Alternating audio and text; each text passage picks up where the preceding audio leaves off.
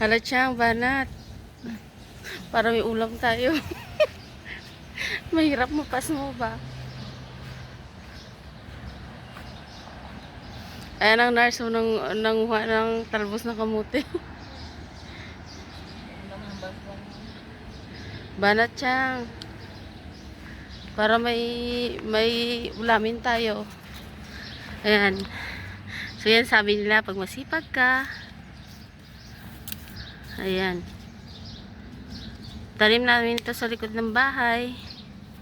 Nanguha kami para may kainin kami, may ulam kami. I mean.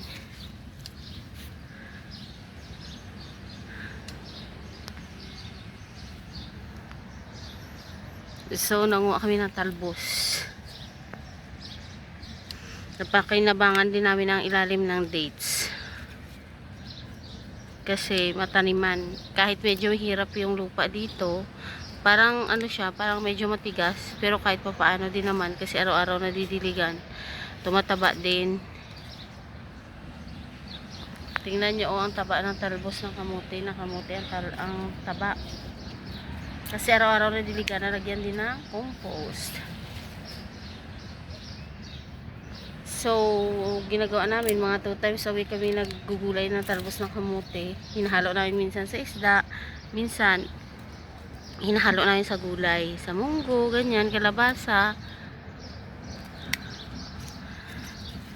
Kasi mas masarap din naman kung ganito ang ulam kaysa naman karne-karne. Tsaka mas mahal ang karne. Ito, okay na to. Sanay naman kami sa ganito.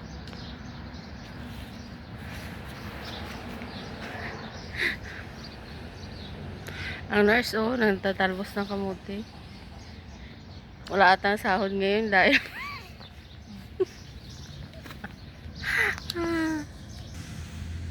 ayan, ang taba. Gusto ko kasi maraming gulay kasi hindi ako kumakain ng kanin. Kaya gusto ko maraming gulay makain para bawi. Kahit walang kanin, at least busog ako sa gulay. So, dahil tapos na kami maggulay, ayan, so start na magdilig. Kasi dilig time. Ay, sabi ko, bago kami magdilig, ay magkuha kami ng talbos ng kamote. So, ayan na, didiligan na siya. Kasi ayoko nga din na pag maggulay, pag nagkuha ng talbos ng kamote, ay meron siyang talsik ng mga lupa-lupa. Kasi nga, nabasa na. Tapos, pag malakas ng tubig, tumatalsik siya sa mga dahan-dahan. Saka basa, parang ang hirap, parang, ewan, parang ayoko din maggulay ng basa-basa. So, yan yung mga bagong tanim. Itong banda na to ay dati, yung mga haba na ginulaya namin, tinatanim ko, tinatanggal ako ng dahon na tinatanim ko. Yung mga alubati, kasi hindi siya mataba. Kasi mga bagong tanim ko. Yan, puro ugat ng day or tama. Puro ugat siya. Tapos kasi araw-araw ko din mataba. At least yung kamote yung medyo pwede na basta diligan ng araw-araw.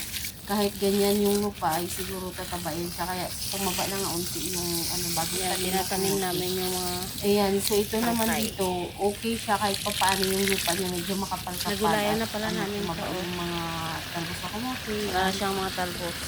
Tsaka yung tanglad.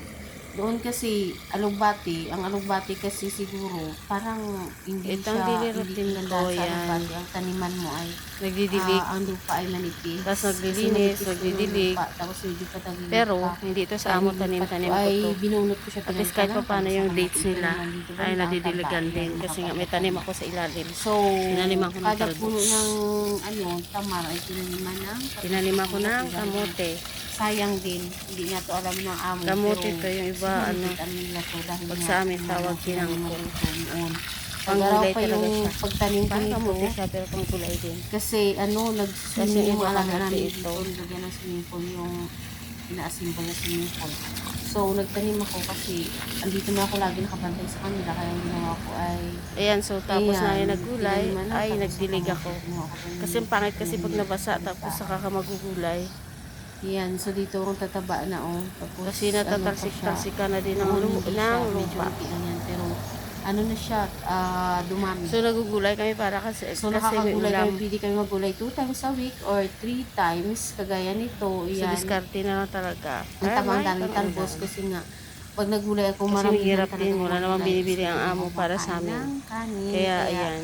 dinadamihan ko ang gulay. Nagtanim ako ng Yan. gulay. So, Magbigay rin yun sa sa mga bago minsan, pala sa aking bibihira. channel, sana So, ay doon nagustuhan diskarte niyo na ang lang aking kami. video. Bumili din kami ng isda. So, Minsan, magbili kami ng baka. like and comment po. Ayan. Yan. Kasi alam nga naman magsige kami noodles. Buti lang kung nilalagay ko noodles. sa Wala lang naman. pala ang Saka, husband sa puno. hindi rin Pagka maganda sa napagod katawan. ako, pag nangamit Mostly ang ako, kamay hindi ko ako para kumakain ng rice. So, kasi, kailangan ko ano, na maraming gulay. kakalat na yan tubig. Minsan nilipat-lipat ko din. Minsan hinahawakan ko rin para kumalat yung tubig. Kaya pag sa abroad, Pinipigil ako ng diskarte aking lang. kamay. Kasi, Pero minsan pag hindi napagod ka ako, madidiskarte, anong kakainin mo? Kaya ilipat ko Wala. sa banda kung saan ang walang tubig. So, yan lang ating video for today's